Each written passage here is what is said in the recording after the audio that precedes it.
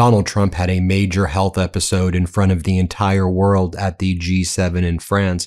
We are used to Donald Trump having these health episodes here in the United States where he falls asleep at basically every event. But when Donald Trump was at the G7 and he was just arriving to meet French President Emmanuel Macron and Macron's wife, Donald Trump got lost. He forgot where he was apparently, and he was holding on to Brigitte Macron's hand for like 25 seconds as if he needed her help about where to walk and where he was. You can tell that she got very uncomfortable by this whole situation. Watch what took place. This is very alarming and very concerning. Let's play this clip.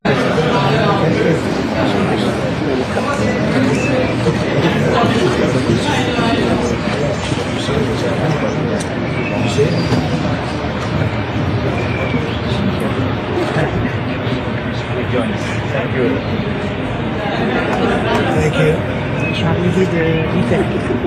Then when Donald Trump was shaking the hands of French President Emmanuel Macron, look as Donald Trump goes totally limp. You can see his face just start to droop. His hand gets very droopy. It's very bizarre indeed. Let's play that clip. Yeah.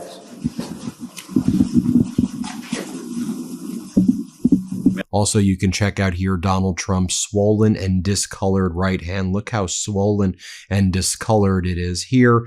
Donald Trump also struggles to keep his eyes open as French President Emmanuel Macron is talking. He literally can't stay awake. You can watch for yourself right here. Then Donald Trump loses his voice when meeting with French President Emmanuel Macron.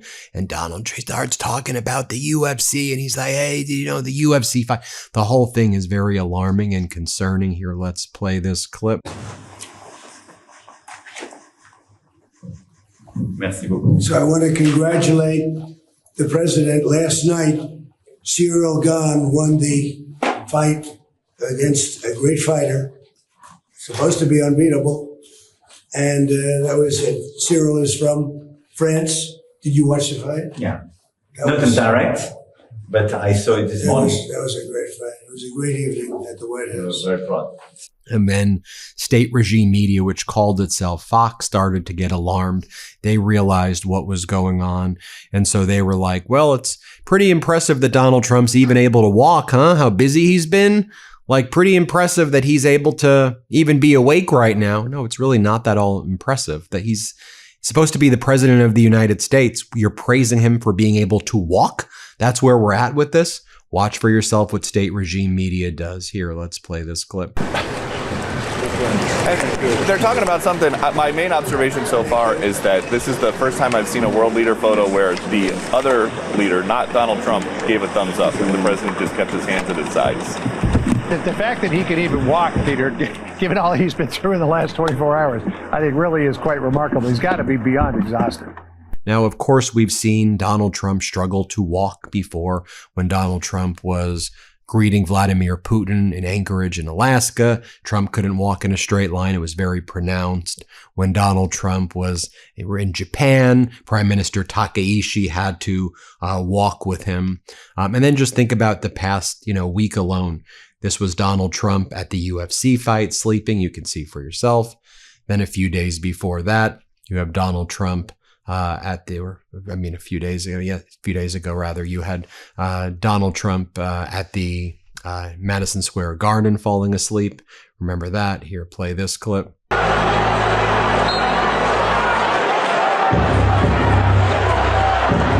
And just to show you what it looks like normally when a world leader arrives at an event like this, just so you know what we saw with Donald Trump there was not normal.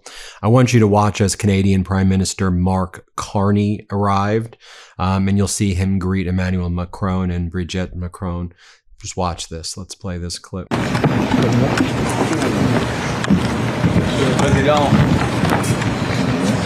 Bienvenue depuis vendredi. Ça fait longtemps.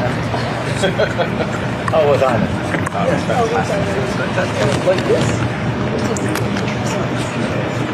Merci encore.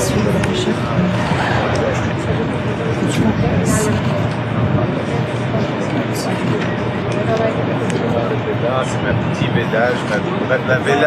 Now, we have a lot of medical experts who are deeply concerned. A top psychiatrist, Henry David Abraham, talked about what he's observed. I mean, this guy's one of the top psychiatrists in the country. Here's what he's said that he's been seeing recently. Let's play this clip. So many different psychiatric red flags that the first thing you do, if he came into my emergency room at Mass General and he walked in, he said, "Doc, I have all these symptoms. I'm grandiose. I'm up all night. I want to kill all my enemies. I can't stay awake during the day. My speech is tangential. Sometimes I get confused and walk around the Japanese palace and I don't know where I am. I mean, can you help me, Doc?" That's a great question. My answer would be, bring on the medical students, because this is a case that covers so much ground. It's a textbook, and it's a textbook of many different disorders. One of my colleagues said, "Do you think he has tertiary syphilis?" And I said, "I don't know. I don't know if the president has tertiary syphilis, but that would explain a lot of things." What are the symptoms of tertiary syphilis? Oh, I mean, he could have, signs of dementia, signs of poor emotional control, just difficulty thinking things through, poor judgment, abnormalities in gait, motor abnormalities. So, but let's not let the record not show that he has tabes dorsalis. We don't know that. But I would know a lot better if I had a serological test for syphilis. Or I can share with you what MeidasTouch host, the head of Midas Health, Dr. Vin Gupta, told us. Here, let's play this clip. Number 3, I would just say that, we talk a lot about him being sleepy in these Oval Office meetings, whether he has a healthcare executive or whether he has the Department of Interior behind his seat behind the Resolute desk. He was just sleeping, very clearly falling asleep for periods of time. Even if the White House wants to deny it, it's obvious. I'll say this as a pulmonologist.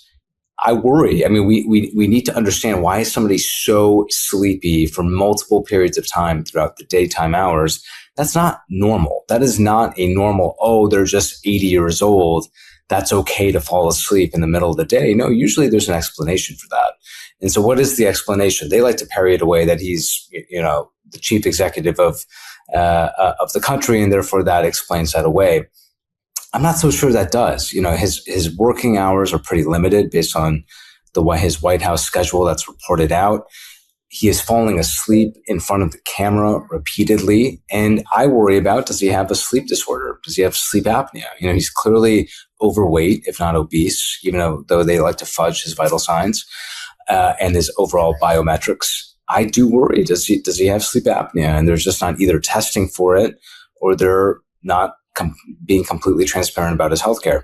I was showing you the clips of Donald Trump falling asleep before. I'll just share with you over here this montage of Donald Trump falling asleep just in the past few weeks.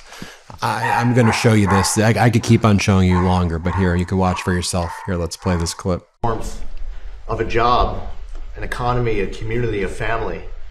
And for too long, ensure they never obtain a nuclear weapon. This is stuff for the history books. Because that helps give our military, our manufacturing, everybody across the country needs a... They've been ripped off, and what he's saying is, we want to have trade with the world, but it has to be a trade in which American businesses and American workers and the products they make and what American farmers grow and produce has a fair shot to be sold around the world. On issue after issue, that's been the case. You talk about foreign aid. 50% of the country's seafood.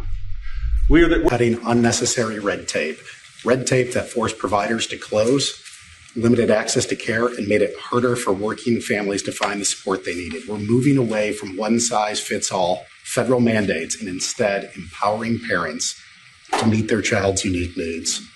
They're the farmers of the sea, just like President Trump's behind our farmers and ranchers. Not every day is a challenge, but it's been driven personally by the president. It's the reason why we're involved in this whole Ukraine. Russia conflict. That's not our war. It's not the president's war. This war started, it never would have happened if you'd been president. But this war is going on, and the president is trying to end it, not because, listen, we got a million things to focus on in the world as a country, but he's the only leader in the world that can help end it. And that's why even as we speak to you now, getting a free ride on American innovation. Just like in defense, but they've been getting in health defense a free ride.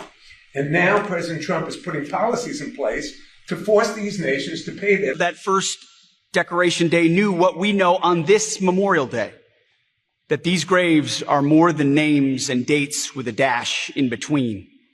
Each grave marker is a story. The young American on the battlefield away from home, he stayed in contact with loved ones by writing letters. In World War II, they called it victory mail. they are selling oil in the market at market rates. The money's going to an account in the United States.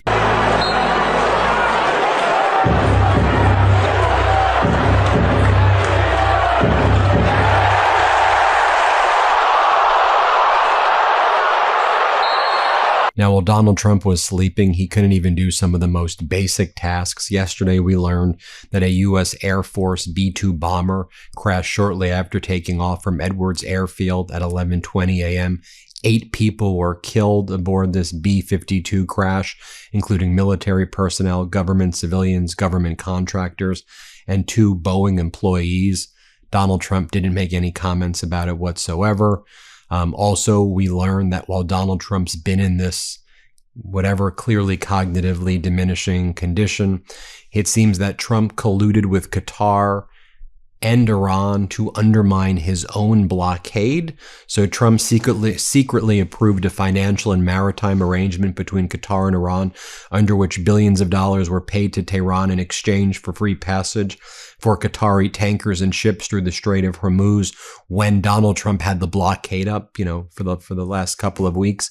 This was a deliberate and conscious course of action by the U.S. administration, allowing its Navy to turn a blind eye to the arrangement.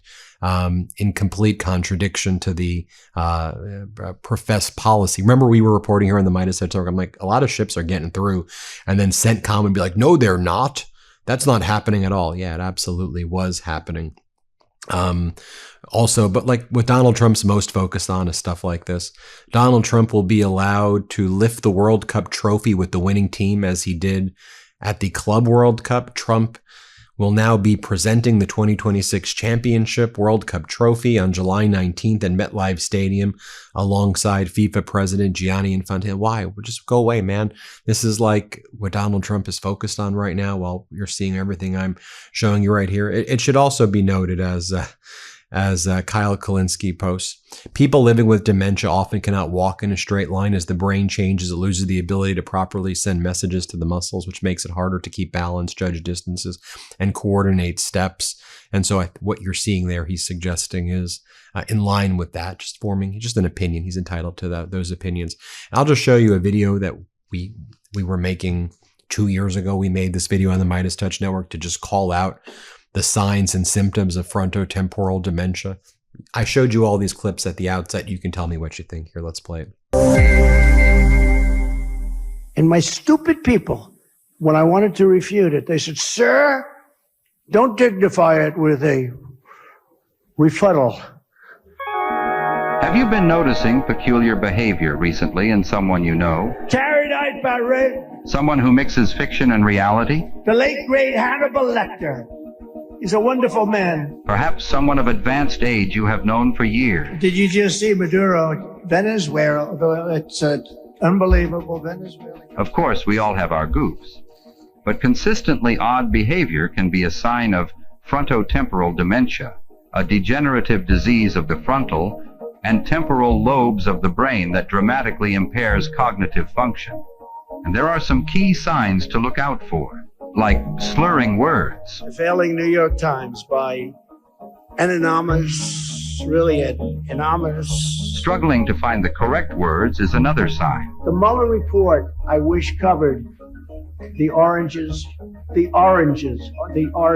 the investigation. You may also notice someone veering into incoherent ideas, detached from reality. You know what I'd do if there was a shark or you get electrocuted? I'll take electrocution every single time. I'm not getting near the shark. Or an inability to complete simple sentences. Saudi Arabia and Russia will repeat. Other notable symptoms include impaired motor function, such as a wavering limb, and decreased balance, often accompanied by a signature lean or arched stance. If someone you know is demonstrating several or all of these symptoms, they are seriously unwell. As a matter of safety, they must be relieved of critical responsibilities and disqualified from any position of authority. Remember, frontotemporal dementia is a degenerative disease. Cognitive function will never return and will only deteriorate further. Don't ignore the signs.